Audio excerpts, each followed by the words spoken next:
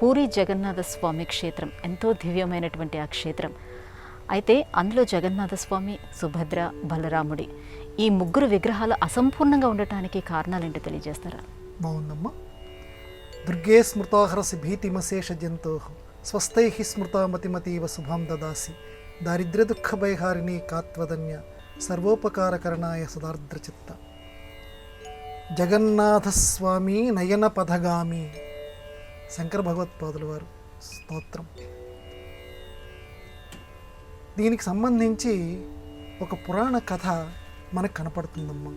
మీరు అడిగిన ప్రశ్న, విగ్రహాలు పూర్తిగా ఎందుకు కాలేదు? స్వామివారిది, సుభద్రది, బలరాముడివి, ఈ మూడు విగ్రహాలంటే అసలు ఆ కథే చాలా విచిత్రంగా కూడా సంక్షిప్తంగా మనం చెప్పుకుందాం. పూర్వకాలంలో ఆ దేశపు మహారాజు గారికి ఒక కళ వచ్చిందట.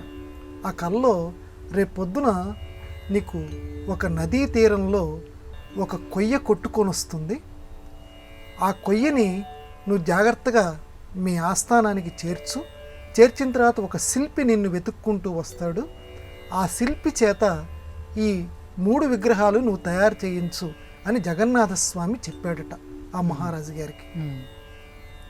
సరే అలాగే అని చెప్పి ఆయన మెలకు వచ్చిన తర్వాత చాలా ఆశ్చర్యపడ్డాడు. ఎలాంటి ఆదేశం ఏంటా అని చూస్తే మరుసటి రోజు అక్కడ చెంకీట ఆ నది పేరు. ఆ నది దగ్గరికి వెళ్ళేసరికి ఒక కొయ్య రాత్రి కల్లో స్వామి చెప్పినట్లుగానే కొట్టుకొని వస్తుంది పెద్దది. అరే చాలా విచిత్రంగా జరుగుతోంది అని చెప్పి ఆ కొయ్యని జాగ్రత్తగా భటులతోటి చేర్పించిన తర్వాత ఈయన అలాగా ఆస్థానానికి చేర్చాడో లేదో ఒక శిల్పి తనంతట తానే వెతుక్కుంటూ వచ్చాడు. వచ్చి, మహారాజా నేను 40 రోజుల్లో ఈ విగ్రహాలు తయారు చేస్తాను, అయితే ఈ 40 రోజులు నన్ను ఎవరు చూడటానికి వీల్లేదు, తలుపులన్నీ బంధించి ఉండాలి, మీరెవరూ కూడా లోపలికి రావటానికి వీల్లేదు, అటువంటి ప్రయత్నం ఏమీ చేయకూడదు అన్నాడు. అలాగే, ఎందుకంటే ఇది మహాద్భుతంగా జరుగుతుంది, కల్లో చెప్పింది ఎల్లో జరుగుతున్నట్టుగా. విగ్రహం కొయ్య కొట్టుకొని వచ్చింది, శిల్పి తనంతట తానే వచ్చాడు, అన్ని ఏర్పాట్లు చేయించాడు. ఆ గదిలో తలుపులన్నీ బిడాయించేస్తారు. అయితే కొద్ది రోజులు గడిచిన తర్వాత, ఈ 40 రోజుల్లో 20-25 రోజులు గడిచిన తర్వాత లోపల నుంచి ఏ చప్పుళ్ళు వినపడకపోయేసరికి ఈ పక్కన ఉన్నవాళ్ళు చెవులు కొరుక్కోవటం మొదలుపెట్టారు. గుసగుసలు. నిజంగా అసలు చేస్తున్నాడా పని? కనీసం చెక్కినప్పుడు శబ్దం రావాలి కదా, ఏంటిది? ఆపుకోలేక మహారాణి గారి దగ్గరికి అందరు తనలో తాము అనుకుంటూ కొంచెం మహారాణి గారికి సన్నిహితంగా ఉన్న వాళ్ళు వెళ్ళిపోయి, అమ్మ లోపలేదో అనుమానంగా జరుగుతోంది, వాడేదో చివరి రోజుకి వస్తే నేనేం చేయలేదని చెప్పి వెళ్ళిపోతాడు, కొంచెం మీ భర్త గారికి చెప్పండి అంటే నెమ్మదిగా భర్త దగ్గరికి వెళ్ళింది. ఏమంటే అందరూ ఇలా అంటున్నారండి, మాకు కూడా కొంచెం అనుమానంగా ఉంది, ఒకసారి తలుపులు ఎందుకైనా తెరిపించండి అని మహారాణి గారు అన్నారట. సరే, భార్య చెప్పిన మాట పాపం ఏం కాదంటాడు. వెంటనే తలుపులు తెరవండిరా అన్నాడు. తలుపులు తెచ్చేసరికి ఒక్కసారి ఆ శిల్పి ఆగ్రహోదగ్రుడయ్యాడు.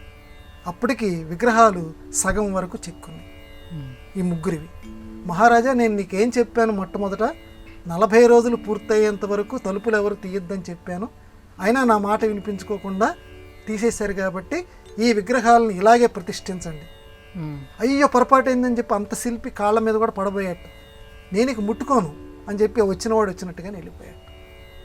అప్పుడు ఆ దగ్గర ఉన్నటువంటి వాళ్ళందరూ కూడా ఏం చేద్దాం అంటే, మరి చెప్పిపోయాడు కదా, అదే ప్రకారంగా చేద్దామని చెప్పి అప్పుడు ఆ అసంపూర్తి విగ్రహాలనే ప్రతిష్టాపన చేశారట ఆ జగన్నాథ స్వామి వారి యొక్క ఆలయంలో. అందుకని అప్పటి నుంచి కూడా ఇలా కొన్ని సంవత్సరాల లెక్కన ఇప్పటికి కూడా కొయ్య అలా రావటం వెతుక్కుంటుంటారు. ఇప్పటికి కూడా ఆ కొయ్యతోటి ఆ సంవత్సరాలు అయిపోయిన తర్వాత మళ్ళీ చెక్కుతూ ఉంటుంటారు.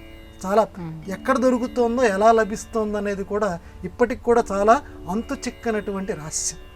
కొయ్య దానంతటా అదే కొయ్య దాంట్లో చెక్కిస్తుంటారు. ఇది జగన్నాథ స్వామి వారి యొక్క మహత్యం, అసంపూర్తి విగ్రహాలు.